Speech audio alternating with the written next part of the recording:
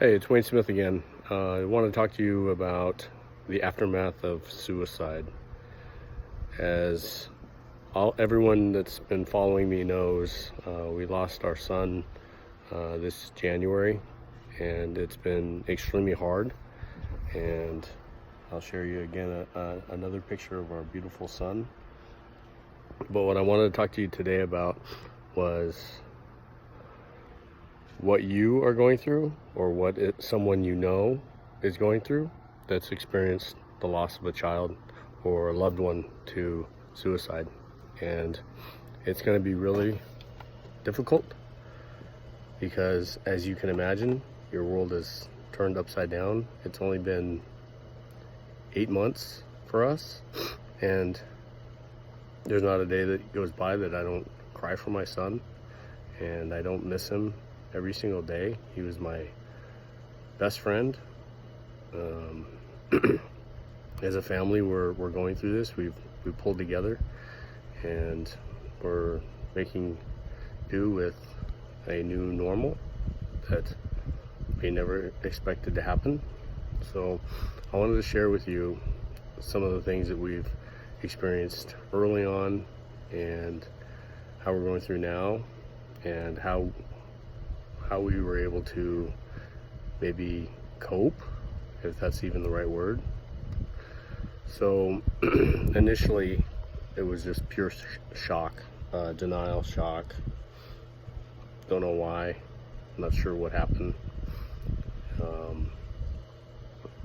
Again, I was in the airport when I was notified, so when I got home, I hadn't seen my son in a week. So yeah, it was extremely difficult. And you're left with the aftermath. You hope that you have family and friends, which we have lots of family and friends in our church, and everybody came out for us. But everybody has a different level of support, and I assure you that whether you have few or many, utilize the level of support that's available to you, because that truly is what's going to get you through the darkest moments. And so, every day for the first month, every minute of every day for the first month, I did nothing but cry. But I had to push forward, and I had to drive on, and left, right, left, so to speak, to keep going forward, because the the duality is life's going on right in front of you. And so my choice, our choice as a family, was, do we sit around and hole up in a ball in the dark space and stay there, or do we get out and left, right, left, move forward and process life? Because he wasn't coming back. He's not coming back. And sitting there in depression wasn't going to help us. But extremely hard. Again, church has been amazing. Our friends and family have been amazing. We had people checking on us every day. Again, and it's all relative, whether you have a few people or a lot of people. Accept people to come around and allow them to be themselves, and invite them to be themselves, and tell them it's okay to act normal. Because that was the best thing for me, was to have my friends be able to still be themselves, give me a hard time, talk to me as normal, because the ones that walked on eggshells with me, I didn't want to be around.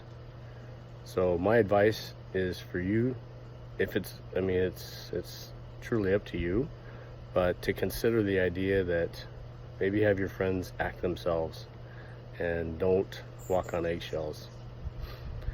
The other thing is you're going to go through bad days, and then you're going to have good moments, and then you're going to have some good days and some bad moments, and then you're going to have a lot of good days and some bad moments, and you're always going to be sad.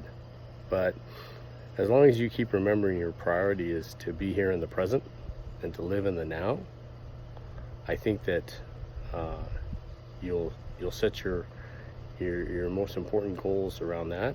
And if you have other children, family, friends, and all the people that are around you, they need you, and you're loved.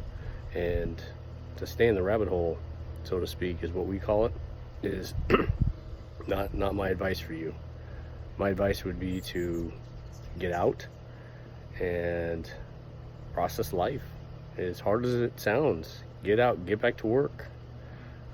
Do the things that you normally do, minus the loss of your loved one. Because life is going on right in front of you, and it doesn't stop.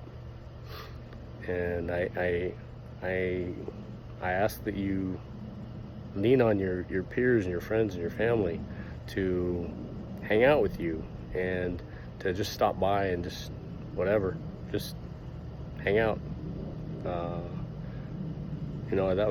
That's been the best moments that I've had, is just having people reach out, text me and say, hey, how are you doing? And so I would invite your friends and family to do that for you. The dark moments, yeah, I'm sure if I explained to you in depth my dark moments, they'd want to lock me in a padded room. But I won't go down that road right now. But I can tell you that you're gonna have some dark thoughts, and you've got to push yourself away from those, and just try to be as resilient as possible. And therapy helps. Therapy is really good. It's good to process and get things off your chest and talk about it. And I think therapy has been extremely good. So it definitely is something that I would recommend. But I want to keep talking about these things. I want to share with you, and I want to be 100% transparent with you on stuff I've gone through, as I think that it's relatable to those of you that are going through something right now. And I invite you to follow me on my Facebook and Instagram page at Facing Suicide. I appreciate all of you. Take care and God bless.